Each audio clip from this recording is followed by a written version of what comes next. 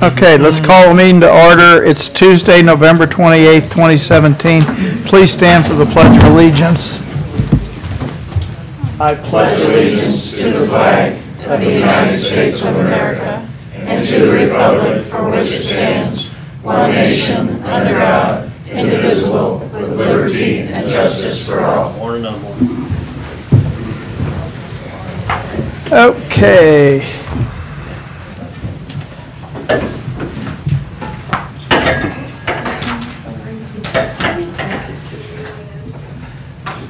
Minutes and reports received and filed? None. Commissioner Committee Liaison Reports, upcoming meetings, events.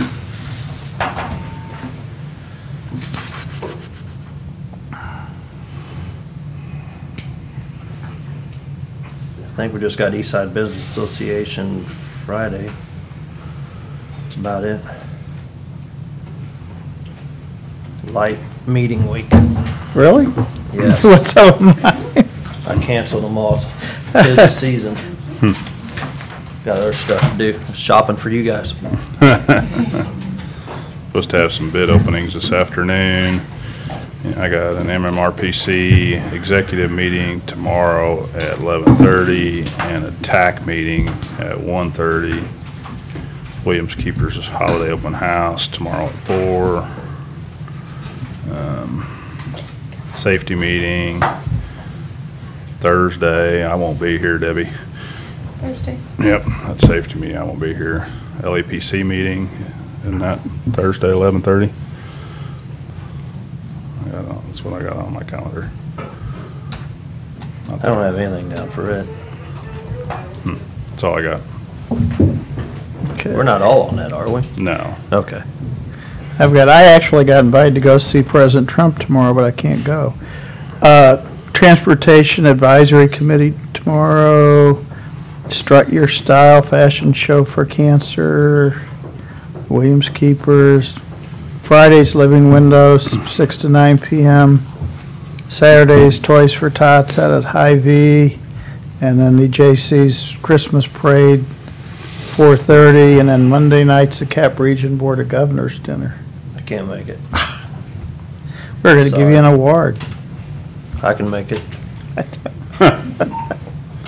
That's all I've got. As long as it's cash. Cash Get a award. trophy? Okay.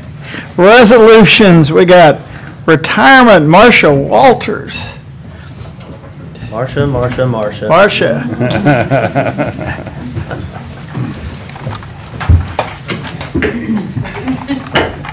You got to come up. I'll take my glasses off after breathe. Okay. Put them on to read. Huh? Now we gotta be careful to do this because this could be considered broken stuff. Yes. Whereas in December 1995, Marcia Walters began her career in Cole County working for Capital Region EMS, carrying on to Cole County EMS on July 19, 2009. And whereas Marcia has been a dedicated employee for department directors including Bruce Crotowile, Mike Schertz, and Jerry Johnson. And whereas prior to joining Cole County EMS, Marcia was employed by EMS in Laurie, Missouri, Bidwell Ambulance District, Capital Region Medical Center EMS. And whereas Marcia has been a very dedicated employee for the last 22 years. That's great. In Cole County. You made her cry. And whereas, while performing her duties as a paramedic, supervisor, and emergency medical dispatcher, she directly and indirectly influenced the care and treatment of thousands of residents. And whereas Marcia has become known throughout for her extraordinary cooking and baking skills, we never got any of those, often providing the EMS staff with the fruits of her labor, in addition to coordinating traditional EMS events and potlucks. And whereas Marcia raised 4 wonderful children, along with 13 grandchildren and 1 great-grandchild. Whereas Marcia is an active member of her community in Stover, serving on the First Baptist Church, Youth Life House Coordinator, Stover School Booster Club, Chairman of the City of Stover Park Board, and City Council. And whereas during retirement, Marcia plans to spend time with her family, especially her grandchildren, and continuing her dedication to public service through her many community activities. And now therefore be it resolved that the people of Cole County do hereby thank and commend Marcia Walters for her years of faithful service and loyalty to the county. We also wish her the very best in retirement and many enjoyable years ahead, and we will truly miss you, and that's true.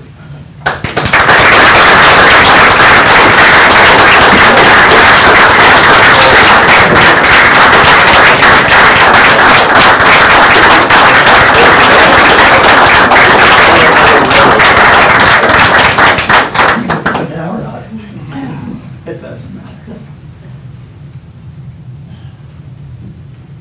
I tried to find you, Dan. This is the closest I can get, but that's for your grandkids. Thank you guys. Thank everyone so You want to very get a much. picture with your EMS crew here? Yes. Why don't you guys come on up and get a picture with Marcia here? Thank you. Been here since we took it over. Very instrumental in keeping things moving, so. If We'll you get out of the keep way. if you keep those guys in line.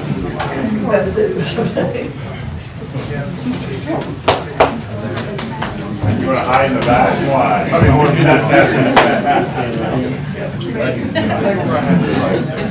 guys want to have 2 rows there or something.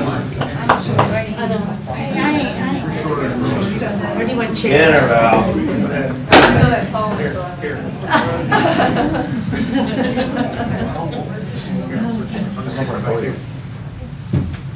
That shows how close he's on.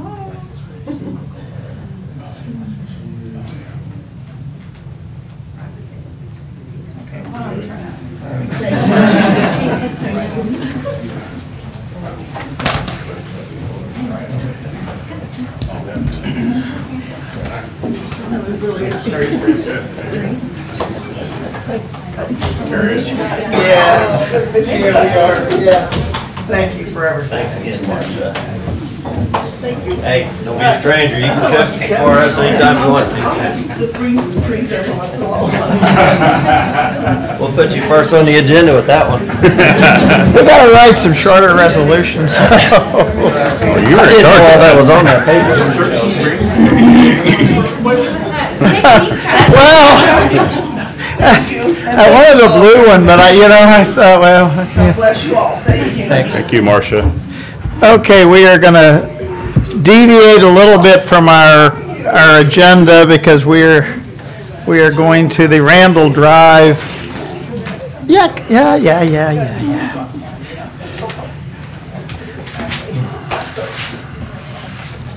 Did she bring donuts? Oh. She got up at 6 o'clock to come see you. I think Extension Service probably bought them. The extension brought donuts. She Get them brought right on up here. Sam. She brought Sam a Christmas gift. She did? Okay. Signing of an order finding the Randall Drive Neighborhood Improvement Project completed, assessing the cost of such project against the property's liable, therefore, and providing for the collection of such special assessments and authorizing certain other actions in connection therewith. Hi, Denise Tegeman, Gilmore and Bell. Happy to be with you again. See you. And this has been a long time coming. A couple of years ago that you were presented this petition to form the Neighborhood Improvement District to improve this particular street. So you basically read it in the title, but you are declaring that the project is now complete. I'm told from Public Works that that is true. And then what we have done is taken the total costs that have been paid for the project, along with the legal and financial advisor fees that are yet to be paid, but will be part of this long-term bond issue as well. Assessed those against all of the properties on a front footage basis. And so I gave you, the order has the final assessment amount for each property in the exhibit. It also has, as Exhibit C, the notice that will go out to the property owners tomorrow. and I'll take care of sending that notice on behalf of the clerk's office, as we've done before. That notice will go out along with a copy of this order. But what I gave you separately this time, hopefully this makes it a little bit easier and answers some questions in advance. I gave you a spreadsheet that's two-sided. The first side of that is the one that has the little yellow highlight on it. And that is each of the properties. It's got their front footage over toward the right side, and then the final column that's highlighted in pink is their total assessment to be paid, assuming that they prepay and they're not going to roll it into the annual assessments. Those assessments match up with what's in that Exhibit B to the order. On the other side, which is, I think, based upon the last Neighborhood Improvement District project, these are the questions you probably get asked more often. And this is, well, if I don't prepay it, how much will my annual assessments be? We can't say for certain right now what those will be because it's all dependent upon the final terms, interest rates, and pricing of the long-term bonds. That won't be established until probably around mid-February. But based upon Joy Howard, who's your financial advisor on this, based upon her best guess, she thinks that the maximum annual payments that the county will be required to make is $35,700. That's down in the box at the bottom. And then when you multiply that out times the, proportionate square footage or front footage, I'm sorry, for each property, you get the amounts in the pink box on the right, and that gives you just a rough estimate of what their annual payments would be if nobody prepays. And those payments would include the interest Yes. and costs? Yes. Okay. Right. Whereas the other side does not? That's right. Okay. Right. Okay. And, you may have already noticed that I didn't bring the preliminary assessment order with me, but when I was preparing the final, it appears to me that these final costs are about 2/3 of what the original estimate was on the preliminary assessment. So, no credit to me. That's your Public Works guys, and the Right. bidding process came out much better than anybody anticipated, I think. So the 379 on this one side, 379,000, that really doesn't include the interest and? That's right. Okay. That's Do right. we know what the final total is going to be with the interest, and we don't know that yet? Okay. I didn't, hold on a second. just I curious. do have some rough numbers from Joy on that. The total estimated debt service, if no one prepays, Right. with interest, gets up to like $660,400. Okay. Okay.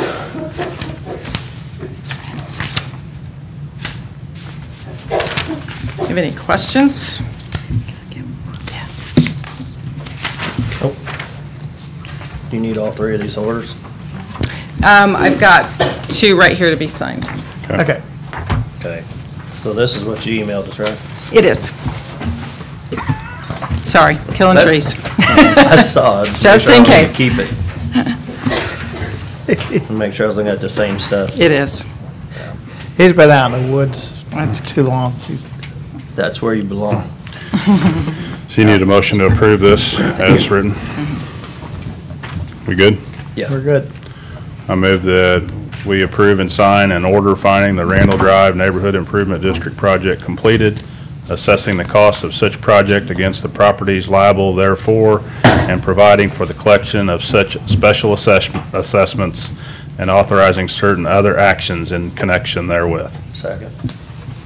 All in favor? Aye. Okay. Thank you. Thank you. Thank Let me you. go ahead and get you to sign this if I can.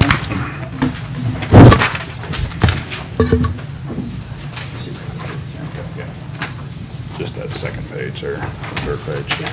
Okay. While we are doing that, we will move ahead with our presentation from our invited guest, which is the University of Missouri Cole County Extension presentation.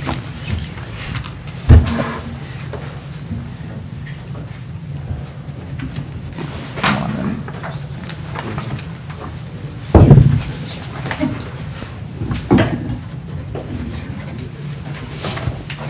You can put both the microphones in the back if y'all want that table. How many you got there? Get you a table to the side. I'll get you one to the side too. Out over here, the rest of the trouble. Good morning, and I apologize, I didn't think about bringing donuts. I'll try to remember that next time. That's all right. I just introduced myself. I'm Matt Herring. I'm the interim regional director for the East Central Region for University of Missouri Extension. Cole County is on the kind of the west side of that region. It extends as far east as Lincoln counties in the north and St. Genevieve counties in the south. I brought with me today Jo Britt Rankin. She is our program director for University of Missouri Extension in the areas of family and youth, and also James Quinn, who serves as the county program director for Cole County. He's also a horticulture specialist, just recently asked to serve in that role. You may have worked with Chris Thompson for many years. He recently has taken on new assignments, and so we've asked Jim to take on that role, and he has. Today we're about explaining a little bit about a new staffing plan that University of Missouri Extension is moving forward with. We're trying to meet with all the county commissions and extension councils across the state, and this is actually our first meeting with a county commission in the East Central region. So if I stumble a bit, it's because this is my first foray. But just to explain that University of Missouri Extension does work to bring higher education to people across the state in a wide range of areas. We have a fairly new director of extension that started August of 2016, and when he came in, he thought that we should evaluate our system and do a needs assessment, and so we held 42 community conversations around the state. One was held here in Jeff City, reaching about 1,200 people to get their thoughts and ideas about how we could do things better.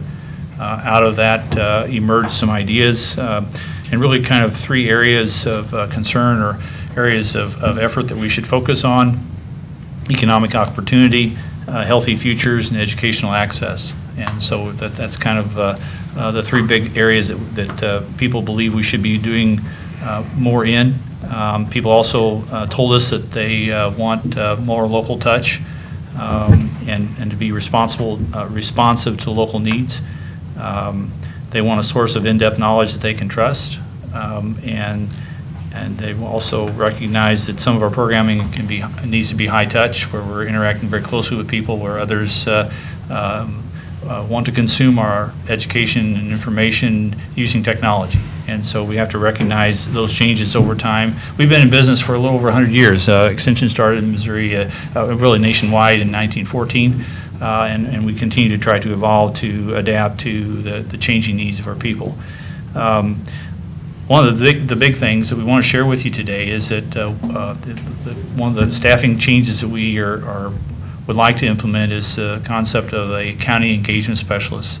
And this would be a person that would be very much focused on, in this case, Cole County and its needs, spending about half their time interacting directly with the community, with the county, with community organizations and so forth, to learn the needs and very much ferret out those needs that are there and find ways to bring in education to address those needs. That person would also be serving as either a youth specialist or a nutrition specialist or a business or economic development specialist. In this case, we're probably targeting a nutrition specialist to serve in that role. We generally have set things up in trios, so 3 counties would work together, and so we would have one of each of those 3 specialties serving in those 3 counties. And in this case, Cole County would be joined with Osage and Callaway counties to work as a trio to implement programming. We also will continue to have specialists in lots of other areas. For example, agronomy, horticulture, livestock might serve up to 6 to 9 counties. Then we might have other specialists that might be serving even more than that, specialties like ag business, human development, family financial education. So those are some of the things that we're thinking about implementing, and I kind of wanted to be here to share that, and I might turn to Jo to see if she has any other comments to share. Matt covered a lot of it. You know, I think this is my, I think, 6th county I've visited, and, you know, one of the things I think we really want to stress is this local touch. We had not addressed our staffing structure for almost 50 years. And really compliment Dr. Stewart in coming in. Not only did he do the 42 community conversations, he commissioned a research company by the name of Techonomy to come in and look at where we could have some improvements. Also brought in a panel of 6 thought leaders from across the nation to really say where could we improve our system. I think, you know, as Matt talked about the 3 grand challenges: educational attainment, health and economic development. It didn't matter what part of the state we were in or who we talked to; those were issues that are on everybody's mind. And so I think we're hopeful that you would agree that this is an area where we'd like to move forward in. But I think we also want to know your thoughts on, is this a plan that you feel you could support, and also are there things you would like to see from Extension in Cole County? I think anything you do is great. The nutrition specialist, our health department, is doing some of that already, and as we move into our new building next year, we're talking about even doing more with it. So you might want to work with the Cole County Health Department so we're not duplicating. And, you know, you just, you know, we could. No, I completely agree. I was in Jefferson County last night, and we talked about, we're also working now with job centers and workforce investment boards as we talk about workforce development issues. So really wanting to see how we can expand those local services. How can we complement them? I would think that county engagement specialist could play an important role in better understanding the relationships and how we can complement each other versus potentially competing with each other for programming. There's always probably more than we can ever get done, but if we can work together, we probably can accomplish more. Okay. Yeah, I think it's great. So obviously you guys do a lot for our community and we appreciate that. But there also comes a kind of a price tag with what we can financially support too. So, and I know in years past, you guys have asked for cost of living increases and various other things, and we get that. So obviously this is a financial support request, and what kind of dollars are we looking at is this a totally new person, or is this a?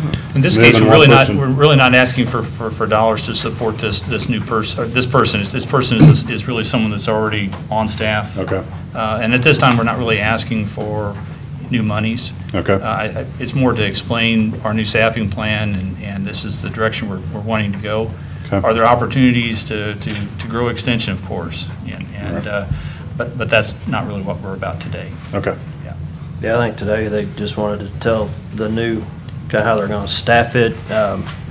James took over Chris's spot. Chris, luckily, we're still going to have in the Cole County office and be able to utilize him. I think they did a lot as far as economic development. He worked a lot with the chamber on stuff. I think it's an underutilized tool. I think they probably, I don't know how to educate people more on what's available out there. When you think of Extension, what do people think of? Agriculture stuff. You don't think about, if somebody's wanting to start a small business, they can go there. Chris will work for them or work with them. And I think it's very instrumental in getting a plan together, a business plan and stuff, instead of they just jump in there. I mean, some people toe dip and try to work their way into it. Chris will work with them. Some of them just jump right in the water. I mean, he works with all of them. So whether it be finances or, you know, just keeping track of your book work and stuff. But that's one of them. Economic development, agriculture. and then education, as you said, as well. So I think they do a lot for the community. I forget what we have in the budget for you. You remember Debbie was at 85,000 or something, but I mean, it's a small portion of what y'all get. And y'all do generate some revenue as well. We have the Extension Fall Festival. A lot of the programs they do charge for, so it generates revenue. Yep. So, yeah, I think today, just, if you have questions on what they do, this is probably the perfect chance to see, and then when budget time comes, we can decide what we want to do from there. Right, So, right. But today, I think just kind of wanted to tell what they're doing in the community and educate us on who they are and what they do, so. We appreciate your support, and Extension is a little bit unique in that we've always described it as our funding is kind of a three-legged stool. We get federal funding, we get funding from the state of Missouri, and then we have local funding for the local office. And it's been a great partnership. Sure. Probably one of the greatest challenges, though, is that our federal and state funding has been flat for a long, long time. And if anything, if there's really been any growth area, it's been in the local funding. And I think that's largely because you can see what's going on and you can appreciate the value. We very much appreciate your support. And I'm hopeful that these community engagement specialists will help with getting the word out and, you know, helping as they're networking through their local communities, that people will understand what those services are, because I do think we haven't done that one. I don't have any questions. I mean, Okay. you guys do a great job, and we're glad to support it, so anyway. Yep. Okay. We appreciate it. Appreciate your time. Appreciate Yep. it. Thank you all. Thank you very much. Okay. Moving right along. Any commission comments? How do we turn thermostat down? It's getting warm in here. Just left all the bodies in here. Trying to get them out. We got too many politicians in here. It's all hot here. Larry, can you quit breathing, please? Okay, bids and contracts. That's 3:30. Well, okay, we don't need to worry about that. Unfinished business. I'm just going down the line. Okay. Any unfinished business? No. New business. Accounts payable review. I'd ask for approval of accounts payable. There's about 4 invoices out there for today's date. Are any of our mileages No. on there? Okay. I move that we approve accounts payable pending review. Second. All in favor? Aye. Okay, Jefferson City Axiom Plastics Bond Project. Okay.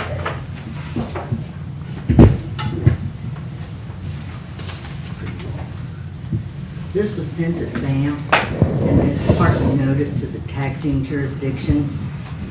In a nutshell, Axiom is going to transfer title of that new building, or the building it bought, over to the city of Jefferson, which is going to float bonds to finance improvements to the building and personal property additions to the building.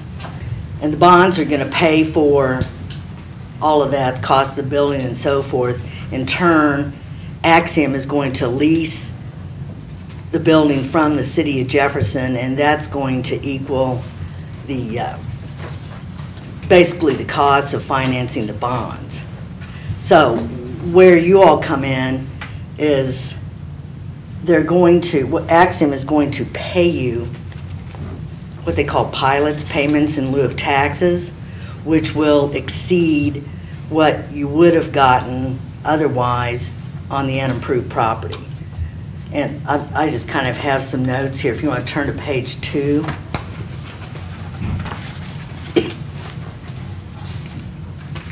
Where it talks about the property tax abatement. Because Jefferson City is a political subdivision, it doesn't have to pay property taxes on its property.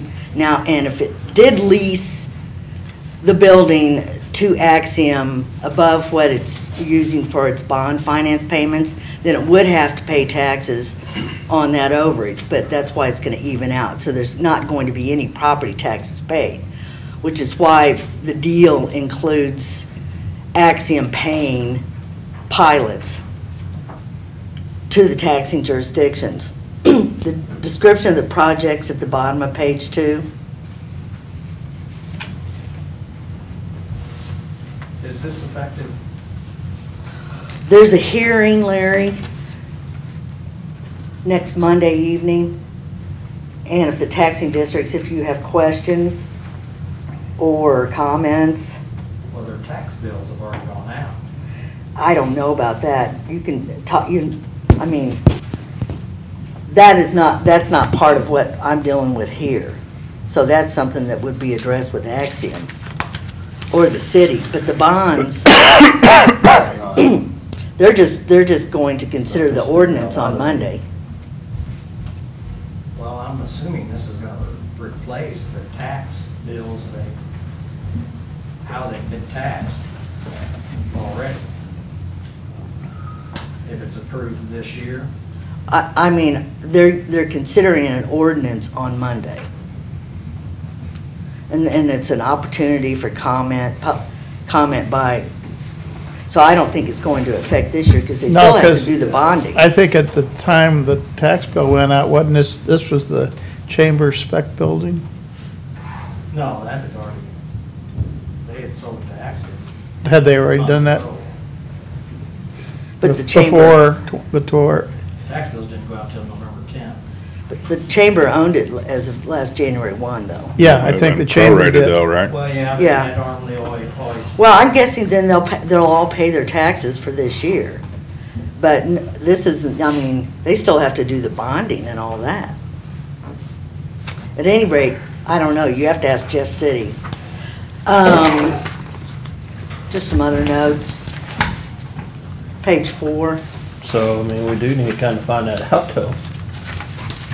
We need to figure out what's going on with it. But Because if we're- as of January 1 of this year, I think the chamber still owned it, right? Don't matter, it's prorated on real estate like that. Yeah, But Axiom hasn't transferred ownership over to Jeff City yet. right. So Axiom owns it, Right, So then, so they'd have to pay the taxes on it. right. so when would they transfer ownership to Jefferson City? It's not clear, well, Correction, is this guy that called from Axiom? PJP will convey the entire project site to the city in 2017. Okay, the abatements, though, are 2018 through 2032. So,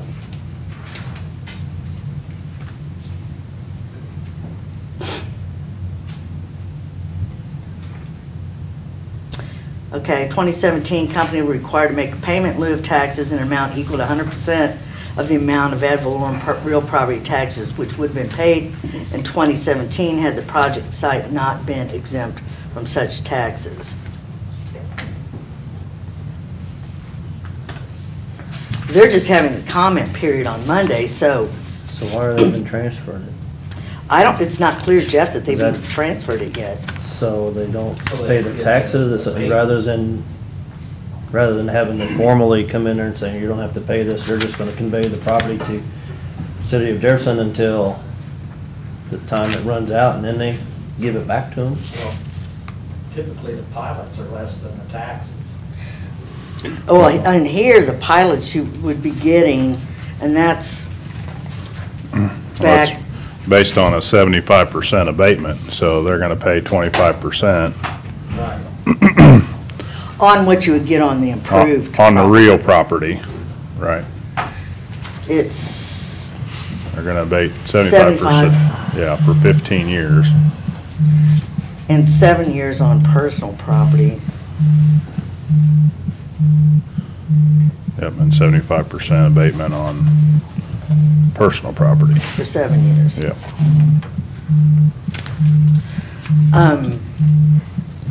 You go to the back to the exhibits, and it goes into the pilots. Basically, the pilots are gonna pay is, the amount is more than what you would receive on the unimproved property.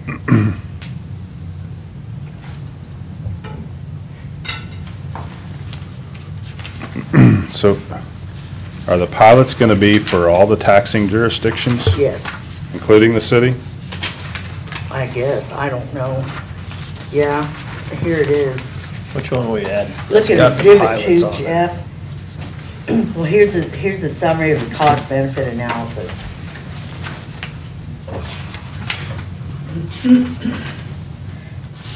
Go to the back to the exhibits. Page 2. Did you see this? No, I have not seen it. They sent it to Sam. Well, there you go.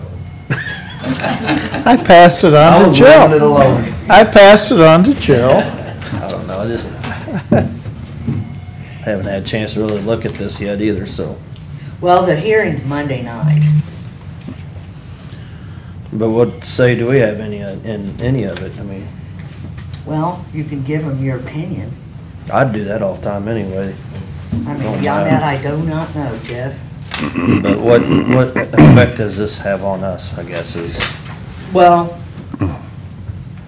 they're abating the taxes on the improvements, but what you're gonna get in pilots is more than what you would get if the property were still sitting there like it's been sitting for the last 10 years or whatever.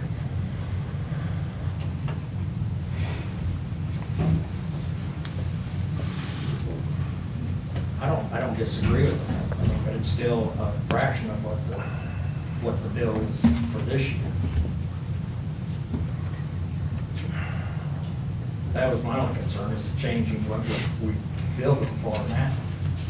And evidently, they haven't, you know, I think they'll have to go through the assessor's office first to make a change to how they're being valued. And that changes what our tax bill is. Isn't that normally correct? Yeah, the chamber will, Notify you of, will send us paperwork. So you haven't gotten anything? No, I haven't seen Okay. anything in writing here. Okay. Sean came in and talked to us about it, but we haven't received any paperwork from them yet. Who came in and talked to you? Sean. Okay. from Chamber of Commerce.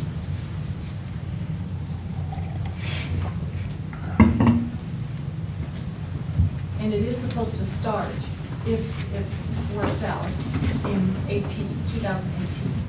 so it starts from whenever they bond it or get all this done and do the abatements, or does it start from when they transfer the property? No, it starts as of 1/1/18. So then they're What left to I pay it understood from Sean. up until 1/1/18, right? Yes, they would pay, the way I understand it, they would pay. It's gonna be interesting. This year's tax. Get your calculator out. Get ready to cipher.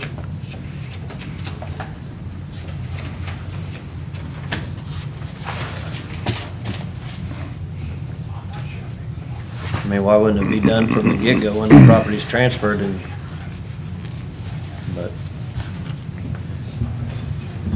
doesn't really affect us except for the assessment, right? And collection, what dates we're actually gonna collect for, right. what amounts. I mean, I was concerned if they were gonna be changing things this close to the end of the year. Which that's not a big deal. People sell houses in the last month of the year all the time, but Well, but that doesn't change the tax amount. Oh, no. that's what this is. Anyway, there's a hearing Monday.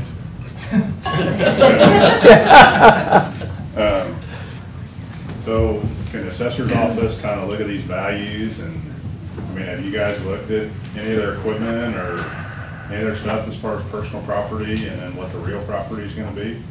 The real property is still under construction. Last time our Okay, field gentleman was out there, okay, he's still working on it. okay, And they might have finished yet or not, okay. but we don't know yet what the numbers will be for next year. So obviously if it's still under construction, they haven't moved all their equipment in yet then, I would assume. Well- But all their manufacturing equipment can't be in there if the building's still under construction, right? Right, yeah, we don't know yet how much will be in there at the first of the year. Sean was supposed to bring us some paperwork. He hasn't brought us anything. So I guess it's still under consideration. Well, it sounds to me like they're gonna vote on it Monday night. And that's kind of putting the cart before the horse, isn't it?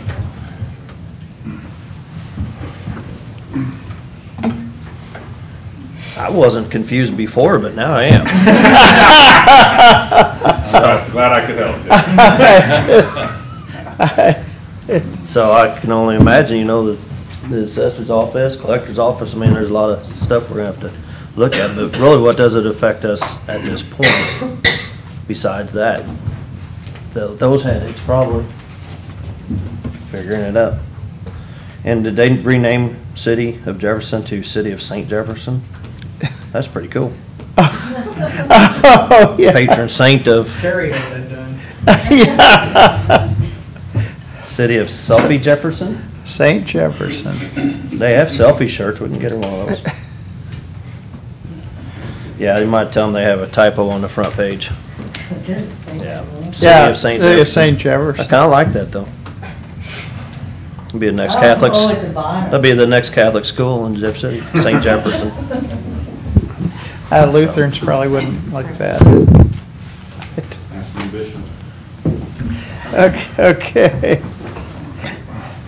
So who's going to the meeting Monday? We're going deer hunting. It's an open meeting. But if we all go, we have to post it. I can't because we have Cap Region's Board of Governors, and since Jeff's not going, I have to go. I have to go represent. Right, but we'd have to post it too if we were all together. I'm going to be at Board of So I Cap guess you Region. two are out, huh? Yeah, at least. You can ask a hard question, too. Yeah. Okay. Okay, readopt the current CCHD wastewater ordinance. Good morning. So we've been working on a difficult sewage case, and we realized there was a small error. And it's actually not in the ordinance, it's in the order that was signed by the commission in 2014. So we're just asking for you to re-adopt the ordinance.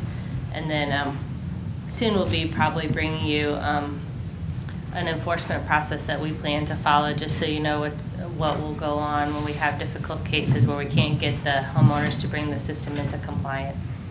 And then in the new year, we'll probably kind of be looking at all of our ordinances to update them, and probably our fee structure too, because the fees are very low compared to the surrounding counties. But today I just need a readoption of the ordinance that was adopted in 2014.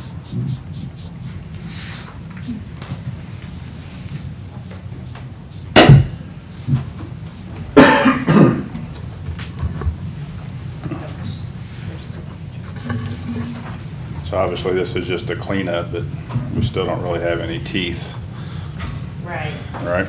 But we've been working, at the enforcement process that's laid out in statute and rule is to work through the county prosecuting attorney's office.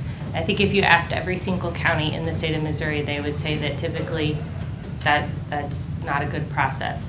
But we actually had a really great discussion with our county prosecuting attorney's office, and they've agreed to help us if we can kind of do some legwork and work with the sheriff's office, which I haven't talked to him yet, about getting the probable cause statement. So we're actually getting an enforcement process laid out to where we can get these situations taken care of. So I feel like we're making progress. Is there not a way to abate that like we would for trash or something else? I don't think that the statute that outlines the on-site sewage regulations allows for that. Basically, we'd have to go in and put a on-site waste system in, and then try to bill them for it, and. Right. Currently, we've put a restriction on their deed, so if the house is sold, it's a notice to the new builder, or new buyer, but. But then if they pay cash for it, it's not gonna matter. If they go get a loan, it would be an issue, but I don't know, we're dealing with one right now that we're trying to work through the system, but the neighbor, the grass is getting greener towards his fence as it goes. And that's not necessarily a good thing when you have your wastewater treatment system there. So. And the other issue with this one is, yeah, they didn't get a permit. We don't know if it's in the ground. They'd used a plumber to do it who was not. Uncertified, not Right, a certified. licensed installer, so there's a lot of issues with this. And we have to, have proof that he did it, which we don't really have proof that he did it. So, I mean, it'd be like giving me a speeding ticket because I'm gonna speed sometime but you gotta catch me first, John. I'm just kidding. Is that a challenge? No. And the Warsville state- deputy already knows me. The state, is the one that licensed the on-site sewage installer, so they have to be the one to do something about the plumber, but since there's no actual proof, like an invoice that the plumber put it in, it's a difficult situation. Well, this isn't the first one that we've dealt with, and it just, Right. I mean, it's frustrating when you can't really do anything about it. It's great to have an ordinance, but it's all fine and dandy as long as everybody plays by the rules, but. Exactly.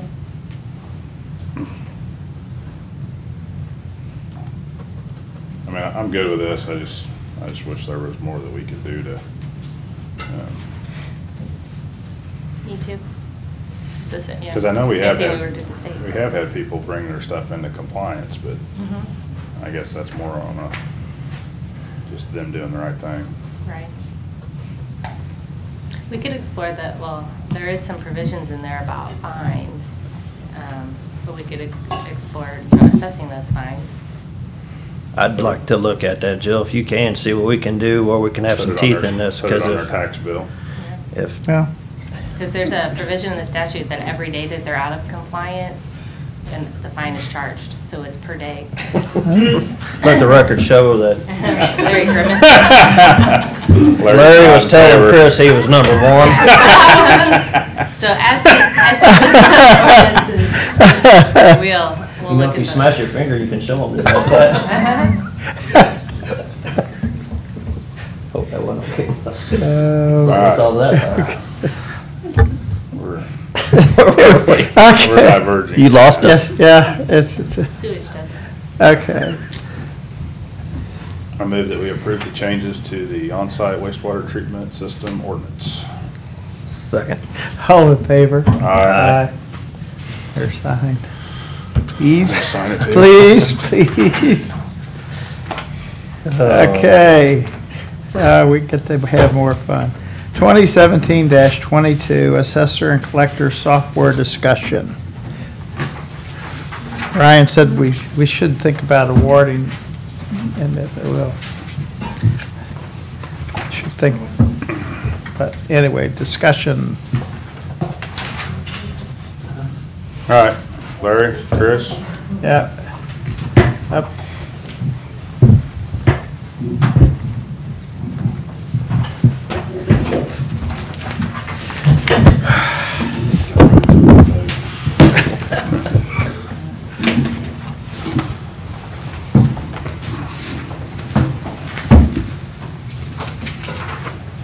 We just got one of these. Yes. Yeah. I'm gonna give these two.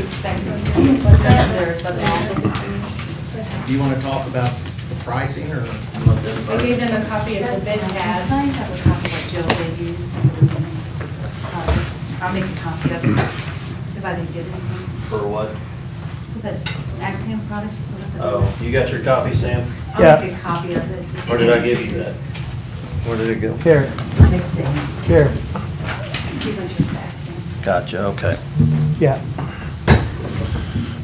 Okay, obviously, we had two demos in the last couple weeks, and anyway, so we'd like to move forward with selecting one supplier to basically take care of our needs for the assessor and collector software. And so just would like to hear what you guys have to say about either system or both systems, or You can go first. Currently, I've got responses from all the department heads in my office, pros and cons. I hope to meet this afternoon or after this meeting to talk about these and see which one seems to be the better option to us. I think they were both very good pieces of software. and I think both of them would probably work. It's just a matter of working out the logistics to see which one will be the best. Okay. And that's going to be a discussion in my office, and as soon as we get something done there, then I will pass that on to you gentlemen. Okay. So it's pretty even, and you thought the softwares were pretty comparable? Yeah, I know the product that we have right now, but the other company that came in, I was impressed with what they had, a lot more than what was there previously. There are a couple things that I have questions about, and there's a couple questions I have on the other company too, that I'm going to contact them and get some answers to, and then that'll give us a pretty good footing to make a decision. Okay. I think if you took kind of, I know, and we talked to Ralph a little bit too, but he's kind of a newbie on this, but if you took and can work it out and then come back to us with a recommendation, that might be the easiest. Yes. Well, for us, Clear Basin is missing several of the things that we have now that we find very important and use every day. They're not in any first-class counties, and a lot of the smaller counties probably don't have the volume in the types of things like we have. But the things that really concerned us the most, Clear Basin has no way to attach documents to taxpayer accounts. We do that almost on a daily basis. Bankruptcy notices, we attach to their account. If there's a bad check, we attach that to their account. Correspondence, we attach to the account so that when anybody in the office is looking up information for a taxpayer, that's readily available for them to pull up and look at a letter we sent to them. For instance, if they call referring to a letter or something like that, that person doesn't have to go hunt for a paper file somewhere. It's right there for them to look at. In addition, with DevNet, when we take a payment at the window, Bring donuts next time. when we take a payment at the window, we scan that form of payment, whether it be a check, a credit card receipt, or a cash-in ticket. We scan that, and it attaches it to that customer's account. So if we have a question later when trying to balance, or a customer again calls and wants to know when they paid their account or who paid it, we can pull up an image of that form of payment, that check, cash ticket, or credit card receipt. Clear Basin doesn't have that availability either.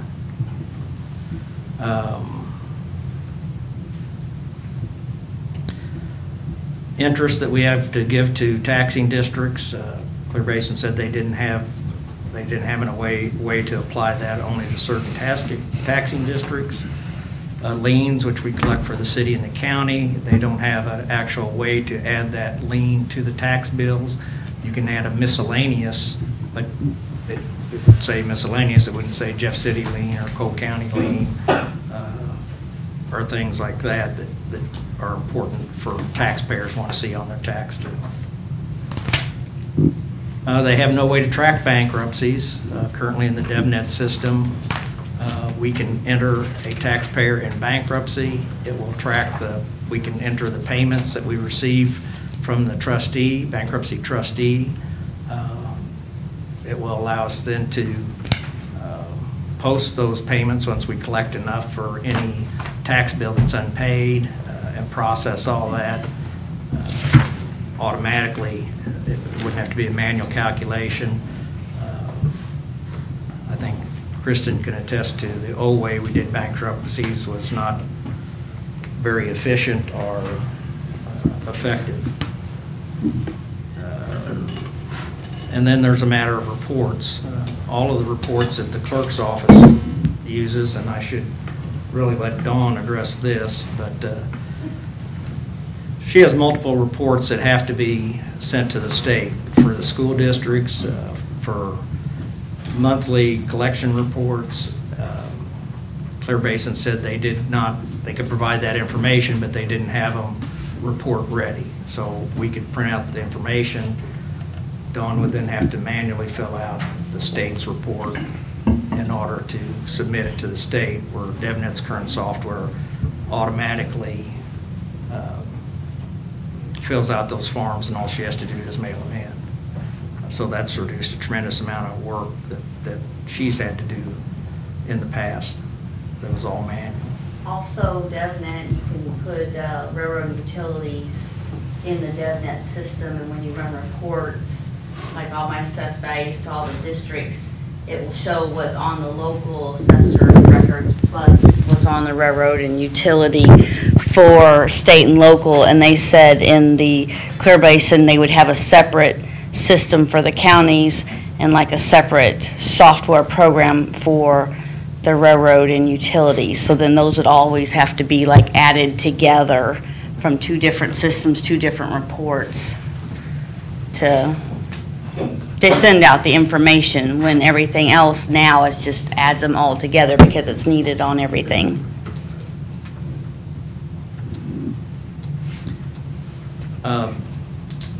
That's, and I guess probably one of the biggest things for us is we need to be on one system. I don't know if Chris agrees with that anymore or doesn't agree, but certainly we continually had problems.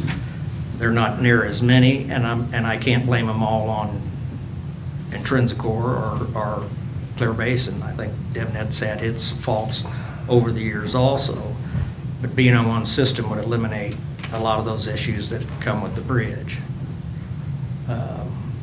We also talk about, I know real estate is their big thing, and they have a great system for real estate. Their accuracy is one of the best, if not the best in the state, and I can understand that they want to stay with being able to have that type of accuracy. But already, since I think middle of October, we've had to make over 400 changes in names and addresses on real estate parcels. After Paul makes them in the assessor's office, he emails them to us, and then we have to turn around and make them in our office, which is double the work. You know, being in one system would eliminate that. The change would be made, and it would follow all the way through. I think there are great advantages to being on one system. I think if Clear Basin had all these other things, you might be able to say they are equal, but they don't have these things. So, in my opinion, at this time, they are not up to par for, definitely for what we need in the collector's office. I think the transition from, at least on the personal property side, to Clear Basin would be, or to DevNet would be fairly smooth from Clear Basin, because currently we have all the personal property records in the assessor's module. We actually have an assessor's module in the collector's office, which would be the same module that the assessor would use. All of their vehicles, all their personal property information is already in there as far as I'm aware of. I don't know if So that's you disagree on, with that or. sorry to interrupt, but this is, you're talking about DevNet, so the integration or implementation would basically be seamless. The migration of data, you're saying, is pretty much going to be seamless. For personal property. Yeah. Okay. So, Now, all the residential records are in there also. The real estate records are in there, and the commercial real estate are in there, but the calculation part of it is not in there. So there's still quite a bit of work that would have to be done. so then they're going to customize the system for us, or we have to go in and do this stuff? I mean, is it You're the talking about software system? DevNet? Yeah. That's one of the questions. I don't want to speak for them. They are in the process. They've gotten the contract for the city of St. Louis, which obviously is probably the largest, close to the largest in the state. Sean Ordway, who actually was the assessor here and helped create the system here in Cole County, is the deputy assessor for St. Louis, and DevNet is in the process of creating the same system again for them that they had here in Jeff City, or very similar, which in essence, if it is in fact what was developed here, would give the assessor's office everything they need, or at least that's my understanding. Again, I don't want to put. So words they in are Chris's mouth. basically customizing it to the needs. To a market-based system rather than a appraised. what So we it's call not the here it current- is, the you other take it or system, leave it? Appraised value system. I'm not sure what system they use. It's market-based, but it's a little bit different than what we do. But most assessors use like the Beck, Marshall Swift for valuing homes Yes, and- rather than using the market. Yeah, and we customize Yeah. that to Cole County. Right. And one of the questions I had was there a provision in the RFP to allow us to go split on the contract, say personal property with one company and real estate with another? I don't know if there was a provision for that or not. It just wasn't addressed. Okay, thank you. I'd like to get to a single system. If we yeah, I can think- find one that we agreed on. I it'd be think so. Great, because Yeah. I think it's more efficient and it's just better customer service, and hopefully we can find one that'll work with both of us. And so that's the direction I would like to go. I don't know if we have to decide today or tomorrow or next week. I mean, there's things we want to look at. If you're meeting with staff today, then I'd like to get some answers to some questions which will really make a big difference in what we're looking at. I wasn't at either one of the presentations. Yeah. I apologize. The very first one, I don't know, overlooked it on my calendar, and I didn't think it was fair to go to one, not the other.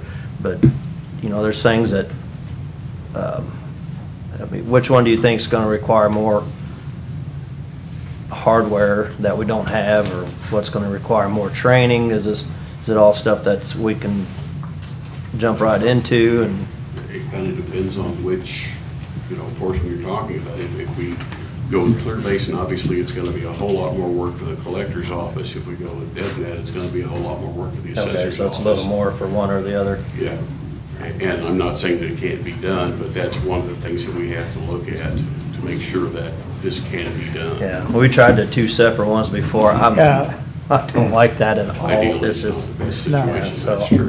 I mean, do we want to, I thought we kind of had decided we was going to try to make a decision today, if you haven't had a chance to really But look at it. Brian had said that we might be a little bit premature, and I don't know what, Well, uh, some of the things that I think about when you jump into these things are, the migration plan, as far as, whichever direction you go, whether you go from Clear Basin to DevNet or DevNet to Clear Basin, I want to see like a timeline of events, and I think that there is probably a seamless migration for things that are already in DevNet, if you went that direction. But I would want to see something more detailed as far as what's guaranteed on the migration. I've come from a software background, and I have yet to see one that's perfect, so where are we at on that scale? And, I do that. Then the second thing I would be real interested in is the hardware platforms, because currently the assessor's office already has their own server, and so does the collector's office, because they're running two different packages. So when you combine those two, I'd have to look and see, the specifications on the collector's hardware to see if that's going to work as well. So I just think there are some open questions that honestly need to be answered before a decision's made on those things. And I don't know that that's ready to happen today. I know that a decision needs to be made, but I just don't know that making that call today without getting these things resolved or answered would be Well, I think prudent. we are probably good even if we renew till the end of the year, which is going to be here pretty quick, and then we can renew with, well, one of them is month-to-month basis, and I think the other one was quarterly. So it's good through March if we renew now, right? Is that what the email said, Jennifer? Kind of, sort of? Did I? That's how. Is that how you read it? Yeah. Okay. You're good until March. So, I mean, we can go basically month by month or until March and still be covered at this point. I think that we can have everything done in our office well before the end of the year, and letting you know what we think of both of the products and which way we think would be the best way to go. I don't see any reason that it can't be done well before Christmas. How long are the prices good for on the bid? Minimum of 90 days. So 10/26 to January end of the 26th. year, we should be covered, but it'd be nice to We got a lot of stuff coming up with budget, but if we can make a decision Yeah, I sometime think, in one of the I meetings. think we could try to make a decision in December. I'd like to have a decision made next week. We need to go on this, so. I mean, it's, you know, we've spent a lot of time, we've spent this whole year doing this, let's make a decision and let's move forward, but, I mean, obviously, I think we give Chris another week to talk with his staff, I mean, we should be ready to make a decision. Okay. Now. Depends on how soon we get the answer to the question. Brian, you can do some checking too, and. Absolutely. Yeah, I see think, what concerns you have we need to address, and. Yeah, I don't, I'd like to move ahead with it as well. Yeah, I think- I'd like to have us all on board with it. So if we can put it back on the agenda next week, we'll talk about it next week again, and that work? I think overall DevNet was $65,000 less. DevNet does sort of, what is sort of now? Nothing, sorry. Well, you made the comment. I warned myself I didn't do DevNet does have a recorder's package that I think they're demonstrating for Ralph this week, maybe, Ralph told me. I'm not sure, but Judy was going to set something up for that. I don't think Clear Basin has a recorder's package. I don't think they do.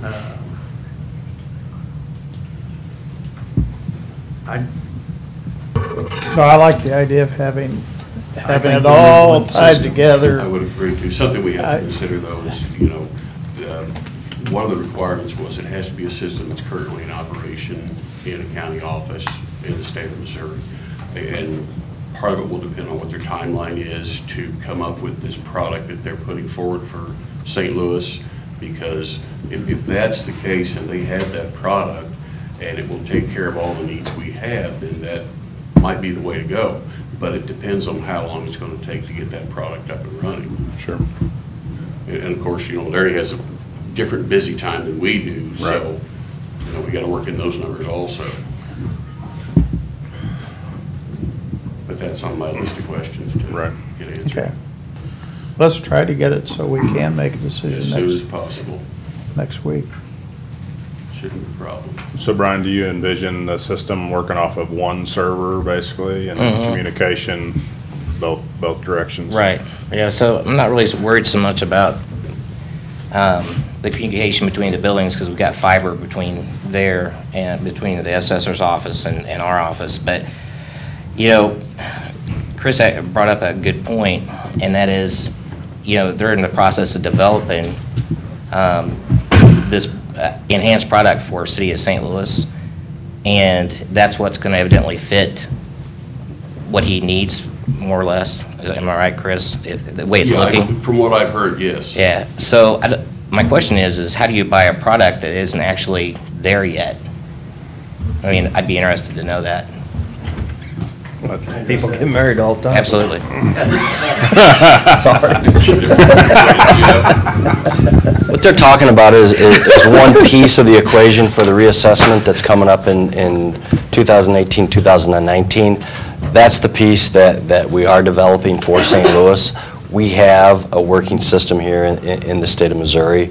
So I think the question is the 5 appraisal on the fly application that you discussed, Chris, at the demo 2 weeks ago, was the piece that is in development. As far as the overall system goes, that system is in place. It's just an enhancement to one of the things that the processes that you guys do here in Cole County is the piece that we're working on.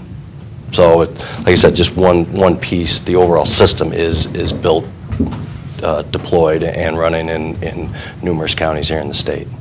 And you guys have a timeline to implement that for? Well, one thing that we do is we do a kickoff meeting, so those will be the times that we sit down and work on the master plan, you know, like Brian had mentioned. That's when that'll take place. That kickoff meeting can last anywhere from several hours to several days, depending on getting down the workflows of the individual offices. As far as the hardware goes as well, you know, we can get in contact with our IT director and have conversations with Brian as far as what you currently have, what will work, what purchases might still need to be in order moving down the road. Weren't you really kind of asking the timeline of when they're going to have that product developed? Yeah, the enhancement for the city of St. Louis. I think it's a matter of figuring out, like I said, what is your timeline? When do you need that up and running? I know there was talk of a 2018, 2019 reassessment. I don't know off the top of my head right now when that piece will be completed, done, signed off on. Obviously, as was indicated in the demo, we are under contract to develop that for St. Louis. Okay. So, and you know, what your timeline is might push that up the chart a little bit. Sure. How far along are you with the city of St. Louis? We're currently, we were under contract 1st of January, so basically just less than 365 days so far with them. So obviously it's a big project. So. Are you operational with them, or you're still? Still migrating, Okay. yeah. But as far as the other piece, we have hired a full-time statistician on board to work on that. So like I said, those pieces are in place back at the office for that individual component that you guys are looking for. Okay. So, and another question I had too was, has there been migration from Fort Basin to your product? From Clear Basin to DevNet? Well, all the real estate, I mean, I don't know. We do it yearly here, basically. So what he's saying is have we migrated a Clear Basin client so far for the assessor piece? That I don't know. I can check on that. All the parcels are in Right. DevNet now. Right. It's just the Just CAMA the portion. CAMA portion that's We've not. never. The calculation. Right, the calculation portion. So as far as conversions and migrations, I mean, we do it every day. I mean, every time that somebody switches or we bring on a new client, that is the main piece of that. So that's something that we're extremely familiar with, and all indications are it's clean data. So with clean data, usually becomes clean conversions. It'd probably be better if we just take this offline. Sure. Yep. And we'll do a conference call. Yeah, we're here today. I mean, I have no problem sitting down with Chris, trying to set up some sort of web demo later in the week to address all of his concerns. I mean, that's what we want to do. We want to make sure he's comfortable moving forward with DevNet if that's the decision that he chooses to make. So, like Larry mentioned, we do have Thursday at 9 o'clock. The recorder demo is scheduled. So once again, you know, we're here to address any issues, concerns that you might have. So. Thanks. Thank you. Thanks, Scott. Yep. One other thing I'd like to point out that I think is at Clear Basin, I think offered 2 days of training, and DevNet's training is unlimited. It has to be with you. Oh, I'm sorry, Larry.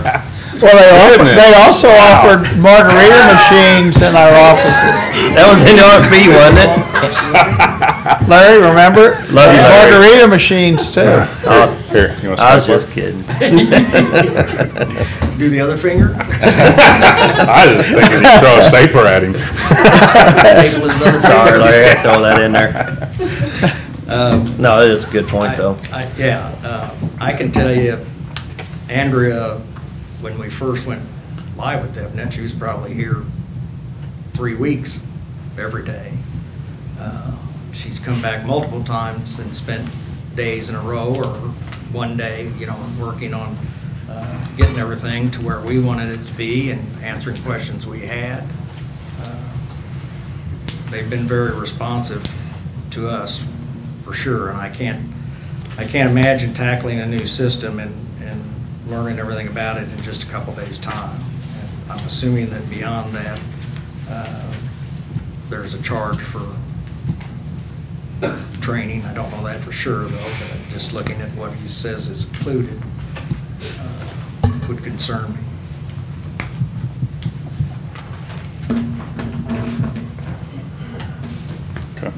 Okay. Any other questions? No. What day do we have a meeting next week? Do we got a budget? 2 days? Yeah, it's Tuesday at 8. Yeah, we Be short, but I mean, we went to 8 because we figured we could conduct some other business before we start the budget. So what do you, Yeah, just about any time next week works for me. yeah, I mean, if we can get our questions answered, you know, maybe we can make a decision next week, so. Do you want to put it on the agenda for Tuesday then? And if we have to punt to Thursday, we've got time to put it on Yeah. Thursdays, but we've got budget on all those, so we need to keep it moving, and That's I know fine. how we are. We'll be here for an hour. Unless you have something shiny for me. Well, I mean, if Larry and Chris can. It should be. Larry and Chris can agree on which software they'd like to go with, I think it's a It should pretty be easy very- decision for us, so, to just move forward, but, I mean, obviously, if that doesn't happen, then it's a discussion point, and Right. so. Just need to get some questions Yep, answered. okay. Okay. Sounds great. Thank you, guys. Thank you, gentlemen. Okay.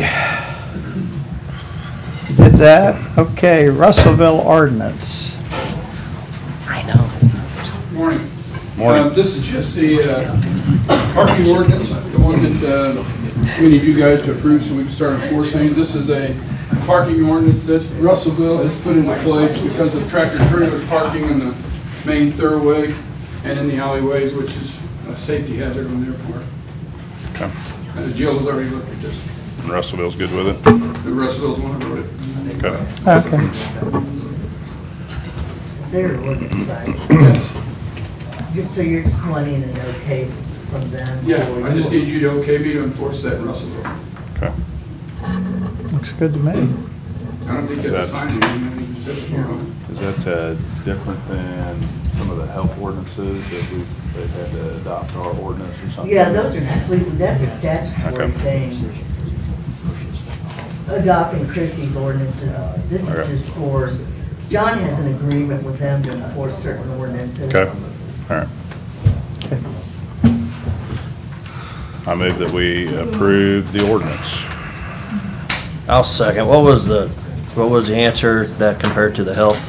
I mean, why can these be different than? John has a contract with the city of Russellville to enforce some of their ordinances. Their local ordinances. We have a contract. Can we do that same thing with the health then? Can we, or do they just, It's different statutory. okay, so we can do that with that, but not with health? Right. That's messed up. Well, I mean, unless they wanted a contract with our health department, but that would cost. They do contract with the Well, health but department. the difference would be is that we'd have to have all these ordinances in place for this, which could vary from every township. So there's two things. One is you all have already agreed for an overtime project in Right. Russellville. Mhm. So we're over there right now enforcing state laws because they wanted more presence. Right. Now, what this is, it's a, part of the agreement is that this ordinance now will be in effect, so we'll start enforcing this. This is the only ordinance that I will be enforcing in Russellville. They have a couple others that they were wanting me to, and I've said no to them because of time. So I don't mind doing this one. It's an easy one. There's only a couple trucks, and I think we can do it without actually having to write a ticket. Right. So it's a win-win for us. Any other moving violation, there is in that agreement, there is one for animals, if we pick an animal up. But anything else, I would have to bring to you guys before I would start enforcement, and I would not be, I'm not moving any direction on signing any more ordinance for enforcement in Russellville. But even if you wrote a ticket on this, it'd be up to them to collect it, correct? No, actually, it would go to state court. Okay. It would still go to Judge Sodergren's courtroom. And they would get some money out of it, but it's very. Not on the local ordinance. Yeah, it would be very minuscule. Well, on the towing and all that stuff, but it would be very small, if any.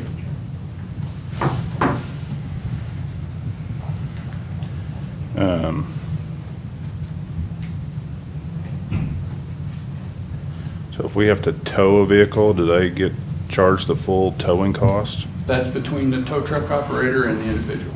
Okay. These are just the fines. Correct. Okay.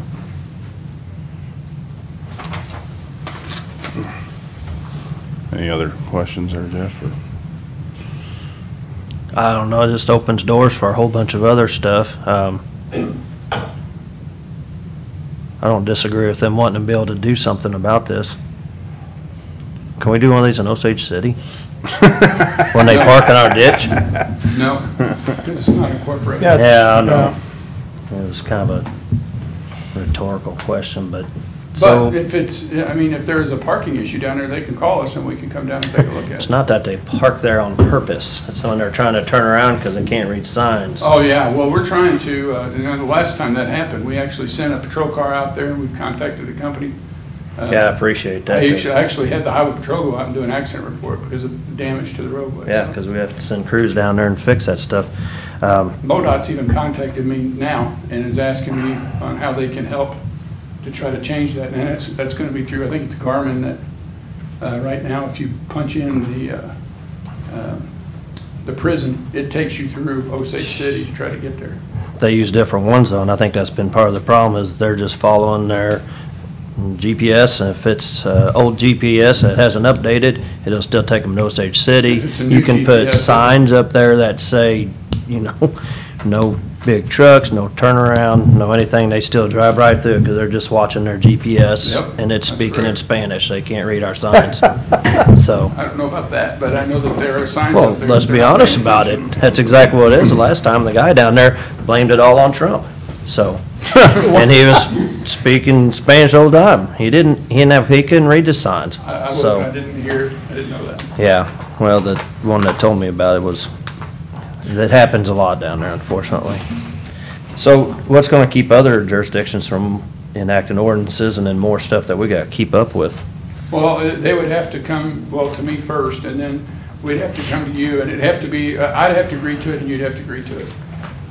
They can basically write as many ordinances as they want to, and it's gonna be up to It's up to them. you to if you're enforce it. gonna enforce it, right? It's up to them to enforce them unless I sign a contract specific to the ordinance that they want to pass. Because Kinda even like- with the health department, if they enact some ordinance above our health, the county health codes. Yeah, then they we have can't do to anything. enforce it. They can have stricter codes, but they have to enforce it. They have to make people comply. They have to issue the fines, they have to collect the money, they have to hold the court. That was like St. Martin's They on their, enforce all their these pet, anyway. their It's animal also ordinance. In unincorporated areas. Right. No, we got contracts with, Unless St. we have Thomas a contract to do it. for the health. For what? Oh, we don't have any with them either? Watersville still hasn't gotten theirs to us? They keep saying they want them, but we don't have it. And for food, we just. All right, I'm probably just overthinking it. Closest I can remember was when St. Martin's did the animal ordinance. I think that's the last time we had them add something. Okay, good? Yeah. Call a vote there. You just need to. Call the vote. You had a motion and a second. Oh, okay, all in favor? Jeff seconded. Yes. Oh, okay. Aye. Aye. I did not hear, Yeah, I did not hear. I first missed a discussion I here did not hear you make a motion, I did not hear. Yes, when you get old, your hearing goes. Thank you very much. Thanks, John. Thank you, John. All right, Thanks, see y'all John. later. See you. Sir. Get a chance. See y'all later. Okay, Adios. do we have any other issues before we go into closed session?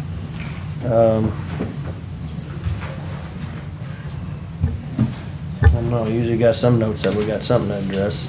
But I think I got my emails and stuff cleaned up. That's That's been amazing. very quiet.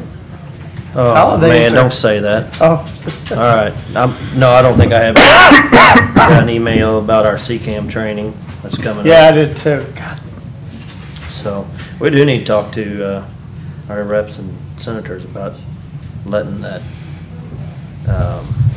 MAC count as our CCAM training. yeah, I got ham and bean dinner that Wednesday. But I don't want to be The around Lions you. Club ham and bean, well, and then Friday, when we're supposed to do that, I'm supposed to be at Cap Nice. Regions Retreat. It's a waste So of that's time, just- so yeah. I'd like to, if we can kill it all at one time, it'd be nice. So, all I do right. have- Yes. I do have one issue. I have a check here from the prosecuting attorney's delinquent tax fund. Not sure what to do with it, so I don't know if you guys know anything about it or anything. For $45,000. I had talked to Mark when he had the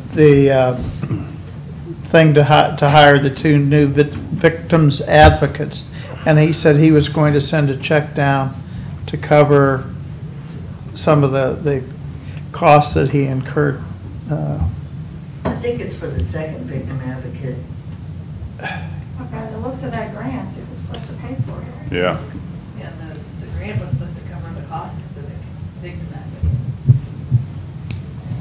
advocate. I guess we need, That may be the money from the grant. I guess we pay them and they reimburse. I don't know. That's all I can think The of. grant funds are coming directly to. Well, Are they? so there's no notation as to what it's for? I called and then they said it was a transfer to the county for a budget adjustment. Who's it from? Prosecutor's office? I guess we need to call back and ask Yeah. him what he's talking about. So- Just a little more explanation on it. Okay. I'll do that. Yeah. Okay. Anything else before we go into closed session? I don't have anything. Jeff, you got anything? Don't think so. No? I move we go into closed session pursuant to section 610.021 of the revised statutes of Missouri for legal action sub 1. Second. Roll call? Sam? Yes. Jeff? Yes. Chris? Yes. Right in the whole December. Jeff, bro.